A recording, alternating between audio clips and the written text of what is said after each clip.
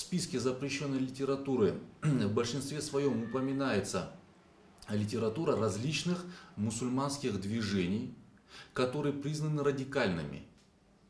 В частности, там упоминаются журналы, например, или же книги, изданные, или же освещающие идеологию, например, исламской партии Хизб ут-Тахрир, или же учение Мухаммеда бин Абдуль-Вахаба, в простонародье которое называется ваххабизмом, например, или же другая литература, представляющая ту или иную маргинальную группу, например, или же какое-то мусульманское учение, такое субъективное, маргинальное, радикальное может быть. Вот.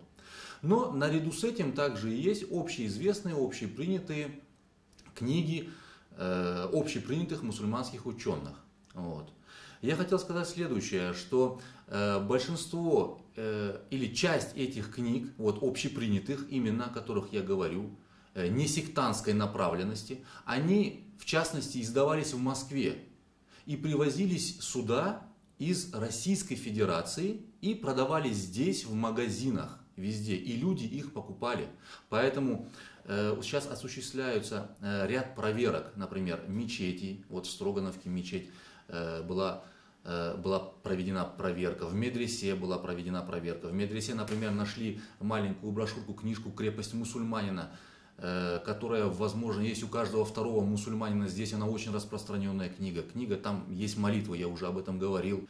И какие-либо санкции применять в отношении мусульман Крыма, которые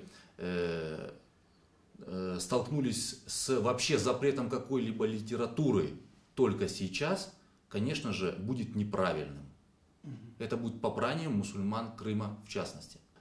Конечно же, если есть определенный закон, и за хранение и распространение предусматривается определенная ответственность, то мы посчитали своим долгом довести это до сведения мусульман и таким образом обезопасить их от каких-либо проблем, которые могут возникнуть. Вот. С этим списком можно ознакомиться на сайте Духовного управления мусульман Крыма, именно мусульманской литературы, а со всем списком федеральных законов можно ознакомиться на официальных сайтах. Вот. Но именно мусульманская литература, которая насчитывает примерно около 300 видов печатной продукции, она размещена у нас на сайте. Список периодически дополняется, да, то есть мы проверяем литературу, вот, проверяем информацию, и если действительно есть решение суда, на котором основывается этот запрет, то мы этот список дополняем, да.